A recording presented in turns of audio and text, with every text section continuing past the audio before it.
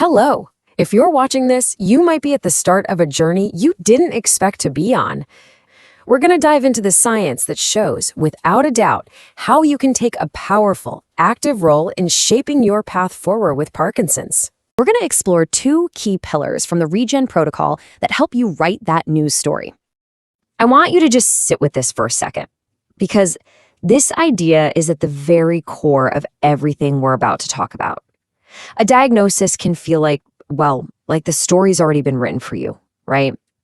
But the science tells a totally different story.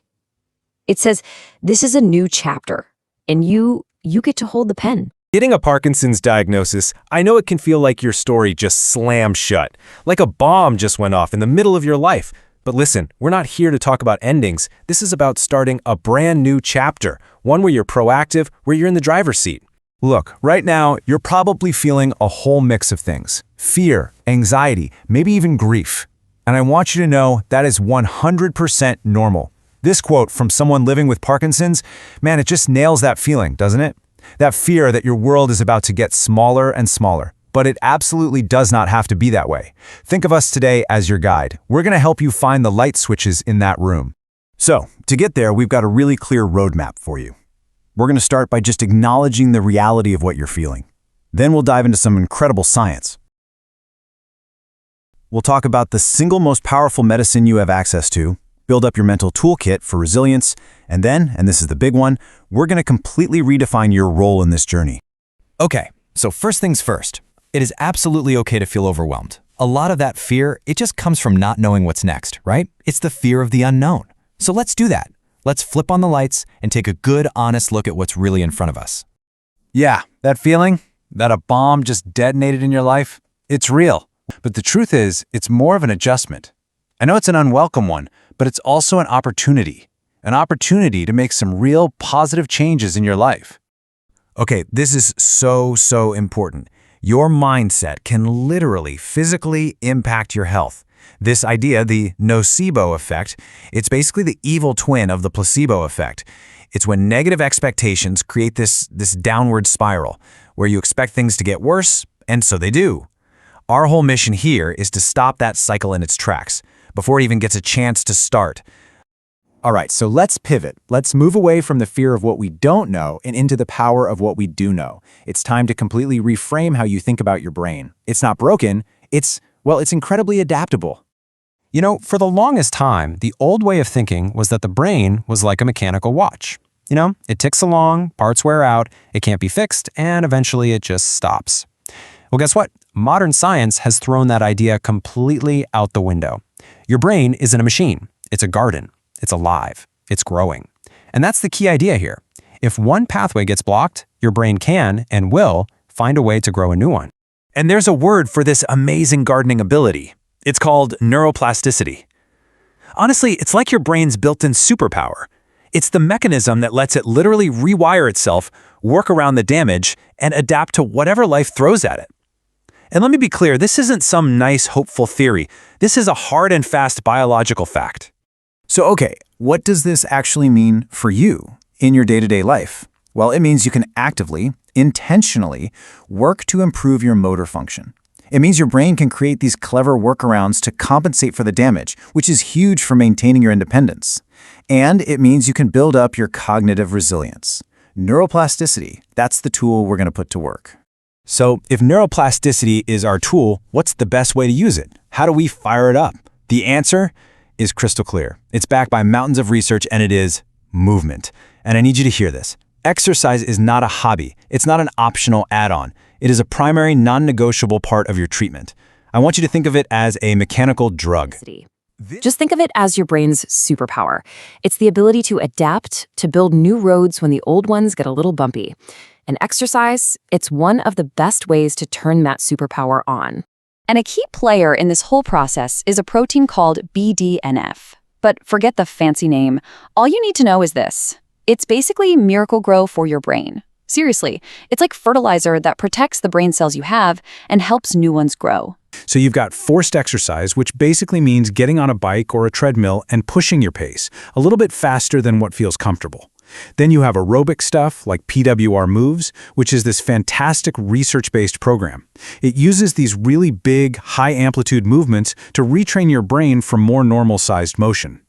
Of course, you've got strength training, super important for keeping your muscles and bones strong. And then there's slow, mindful movement like Tai Chi or yoga, which is incredible for balance and flexibility. The magic words here? Variety and consistency. So look, the physical tools, they are incredibly powerful, but they're only half the battle. To really succeed, especially for the long haul, you've also got to build the right mental framework. This is all about your psychological toolkit. And it is all about mastering your mindset.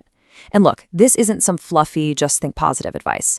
This is about the real, measurable, scientific impact of your outlook on your health. The key concept here is what scientists call dispositional optimism. Now, that just means having a generally hopeful outlook. And, this brings us to a really big hurdle for a lot of people. Because it's one thing for me to sit here and say, get motivated, but what do you do when that very feeling of motivation, that drive, just isn't there? When it feels like it's just fading away?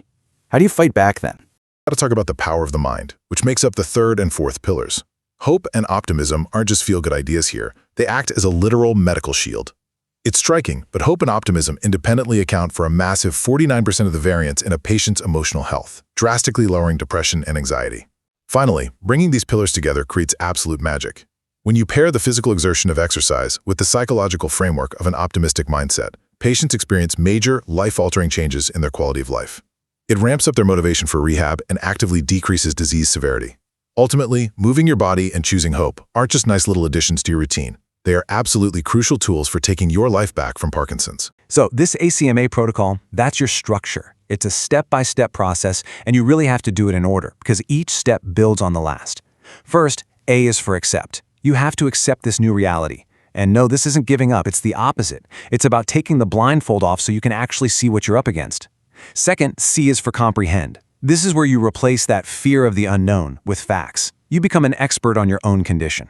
Third, M is for motivate. We're not talking about some fleeting feeling here. We're talking about building a deep conviction, a core belief that you can manage your health. And finally, A is for action. You have to apply what you've learned. Now, this is where it gets really powerful. We've been talking about these two pillars, exercise and mindset, as if they're separate, but they're not. They are deeply, deeply connected. What you do with your body affects your mind, and how you train your mind absolutely affects what you can do with your body. They create this amazing positive feedback loop, an upward spiral. Think it through. You exercise. That's proven to boost your mood and cut down anxiety. When your mood is better, it's way easier to feel optimistic and motivated. And when you're motivated, well, you're much more likely to exercise again. See? Every single part feeds the next, pushing you upward. It lays out the two paths you can take. Are you a victim of a disease, or are you the protagonist of your own life story? Are you a patient or a person, chronically ill or living with a condition? The way we talk about ourselves, the words we use, it matters a lot. And look, this isn't just some nice, feel-good idea. It's actually backed by solid research. The Parkinson's Outcomes Project found that the #1 thing that impacts quality of life is your mood, your emotional state. Not the physical stuff, but how you feel about your situation. That's the game changer. I love this analogy that Alexander Reed uses. He talks about it being like switching trains. A lot of people get on this new, slower train, and they just spend the whole ride wishing they were back on the fast one. But there's another option. You can actually choose a seat, look out the window, and realize that a slower journey lets you see the world in a totally new way, maybe even a richer one. And let me tell you, that one single shift in perspective, it changes everything. This quote, it just nails the protagonist mindset perfectly. It's all about focusing on what you can control. Let the brilliant scientists and researchers focus on curing the disease. That's their job. Your job, your focus, is to manage your condition so that you can live a full, awesome, meaningful life, starting today. So, this diagnosis, it's not the end of your story, not even close. It's the beginning of a new one, and in this story, you are the hero. The question isn't what's going to happen to me anymore. The question is, what am I going to do next? So,